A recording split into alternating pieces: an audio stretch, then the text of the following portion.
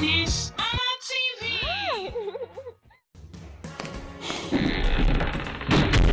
Ndewonu ọzọkwa onye ka nke na onye na-akụ nnọọ ndị enyi m. Ihe anyị ga-amụta bụ aka ọrụ eji mara ndị Igbo mgbe ochie.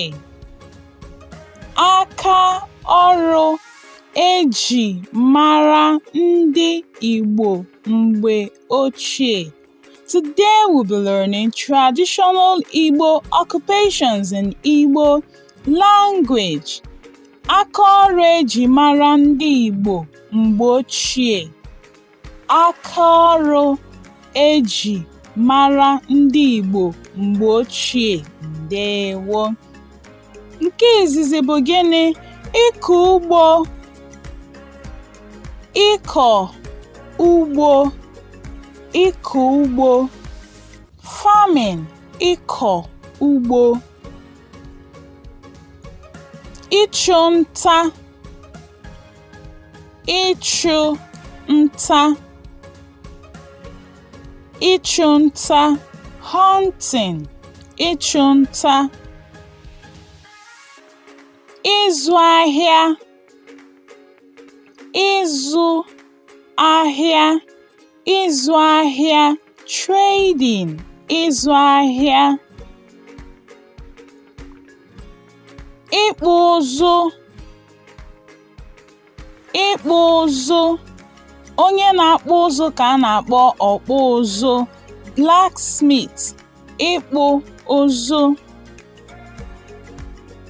Ite nkwụ. Ite nkwụ. Pine wine tapping. Ite nkwụ. Ite nkwụ. Ịkpa anụmanụ. Ịkpa anụmanụ. Animal husbandry. Ịkpa anụmanụ. Ịkpa anụmanụ. Ịkpa anụmanụ. Dibia mgborogwụ na mkpa akwụkwọ. Dibia mgborogwụ na mkpa akwụkwọ. Traditional herbalist. Dibia mgborogwụ na mkpa akwụkwọ. Ndewo ndị enyi m ndị zuru ka unu emeela. Ngwanụ ka anyị mụgharịa ya ọzọ. Ịkọ ugbo.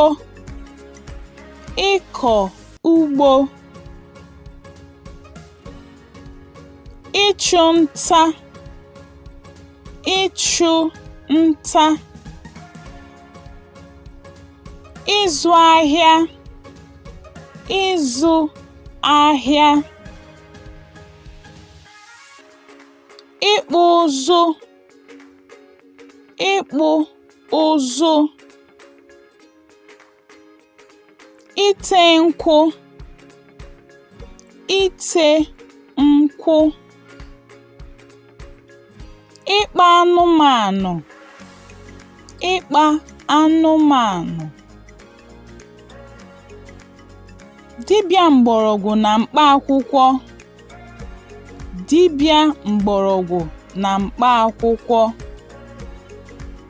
Ndewo ndị enyi m ndị zuru ka ngwa n'ebe a ka anyị ga-akwụsị ka ọ dịkwanụ mgbe ọzọ.